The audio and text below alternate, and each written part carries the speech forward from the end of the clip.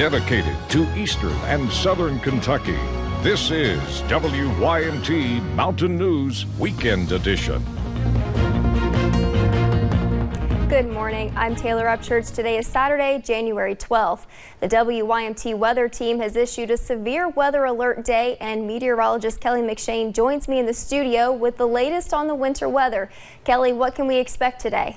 Well, I think the worst of it that has fallen is over. However, we are seeing those impacts as we head into your morning. People just starting to wake up, just starting to hit the roads, and those roads are a little bit snow covered. You can see that on our camera in Rowan County, Moorhead. Interstate 64, not the best place to be traveling along this morning. A few slick spots with that snow sticking to the ground. The roads are seeming to get a little bit better as they're getting a little bit more traveled. So as we head throughout your morning, I think the longer you wait, the better you are if you're heading out on those roads. Pinpoint Doppler showing a lull in the action right now. We did see a couple of snow showers throughout those overnight hours. We do see another round into Tennessee, entering Monticello and near Interstate 75. However, we will continue to see that throughout the day. But those temperatures anywhere from those upper 20s to upper 30s. So if you're in those upper 30s, you're not going to be seeing snow. You're going to be seeing rain. Still can make for a messy commute. However, in those northern counties, that's where we're going to see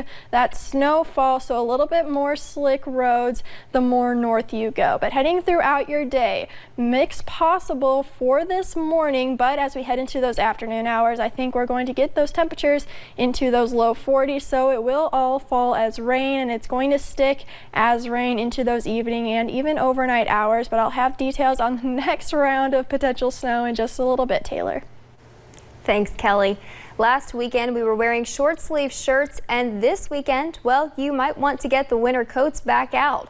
From 60 degrees to accumulating snowfall, in just a week's time frame, you just never know what to expect here in Kentucky. But the Magoffin County Highway Department says they're always prepared for snow throughout the winter. We have our trucks ready. I mean, we're always ready for snow, especially, like this one. Even though it's going to turn into rain, we just kind of play that by ear. And even though the transition from snow to rain gives meteorologists a headache, Howard hopes that rain actually improves the conditions by washing the snow off the roads.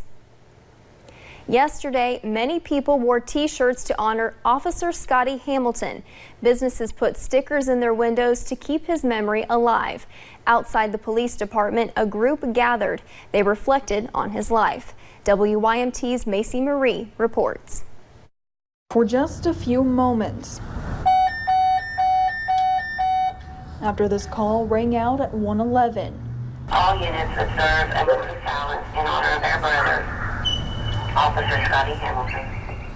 There was only the sound of the wind rustling and cars driving by outside the Pikeville Police Department. We just knew that we was going to retire that number, so it symbolizes him, because that's who he was. He was 111 to us. These loved ones gathering to remember not only the officer known as 111, but also their friend known as a family man, joker, and hard worker. Scotty could do his job and do it well and made no enemies in doing so. Nobody was mad at Scotty. Nobody never had a bad word to say about him. Even people he took to jail. Pikeville Police Chief Chris Edmonds says even as Officer Hamilton's boss, it was hard to keep up with his great work ethic. There's nothing he didn't go at that he didn't go at full force. In the moment of silence, reflecting on that trait. He was always funny. And all the other qualities people loved about him.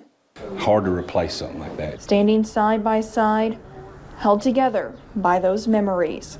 Scotty Hamilton Day, it was amazing to see that kind of crowd, and truly blessed us to see that. And the love they share for him. Officer Hamilton, thank you for your service. We will never forget. In Pike County, Macy Marie, WYMT Mountain News. Pikeville officials declared every year 111 will be a day honoring Officer Hamilton. A man in Floyd County pleaded not guilty this week to an assault charge. A grand jury indicted Delbert Conn in December. He faces first-degree assault and persistent felony offender charges. Police say Conn used a knife to cut up a woman's face in October. Another hearing is set for January 24th. Yesterday, there was a delay in the case of a man facing a murder charge out of Pike County. Colley Maxwell was expected to appear in court Friday morning. His arraignment was continued until January 16th. A grand jury indicted him and 2 other men in July for murder of Amari Hall. Tevin Robinson and Marianne Ritchie were also shot. They survived. Timothy Madden, the man accused of kidnapping, raping, and killing 7-year-old Gabby Doolin in 2015, appeared in Allen Circuit Court on Friday. A new Commonwealth's attorney is prosecuting the case. Corey Morgan won the November election. Deadlines were set for motions in the case. Madden will be back in court May 3rd, with trial still scheduled for September. More than 2 pounds of crystal meth are off of Kentucky streets. Police arrested 3 people in Laurel County earlier this week. We're told the amount had a street value of around $65,000. Chelsea Jones has more. 3 people are facing federal charges after Laurel County deputies seized thousands of dollars worth of drugs. We developed some information on a large amount of methamphetamine that was going to come into our area here. And so we stationed people in the vicinity down there. Wednesday, deputies and DEA agents gathered near an exit off of Highway 770.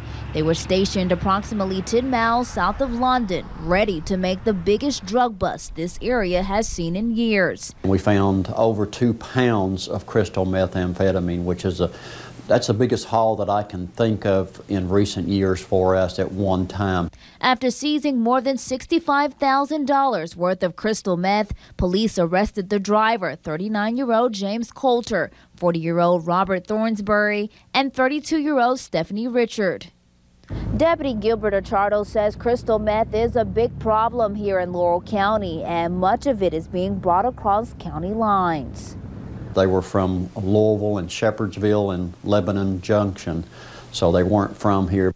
All 3 are being held in the Laurel County Detention Center. Since 2011, Deputy Achardo says the Sheriff's Department has been cracking down on drugs in Laurel County. He says this recent drug bust adds to a list of successes. Of course, we had the one-step meth labs back in those days. We put them out of business, but now crystal meth has come into our area. Any information that we can get from the public, we'll follow up on every single lead that we get here. In Laurel County, Chelsea Jones, WKYT.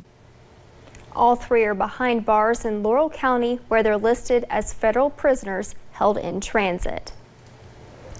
And the partial government shutdown continues this morning, meaning hundreds of thousands of federal employees are either furloughed or working without pay. With no end in sight, workers are wondering when they'll see that next paycheck. It was payday for some workers yesterday who were told they got a $0 pay stub. Some airports across the country are having staffing issues because TSA agents are calling in sick.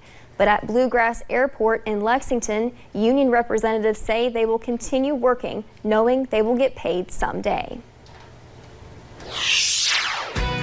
And coming up on Mountain News this morning, government health officials are releasing real-time flu information for the first time ever. And later we will check in with Jason Lindsay to see what he is working on for us in this morning's Hooked on Science segment. Not the best morning for travel as sleet and snow have impacted some road conditions. I'll have the forecast coming up next.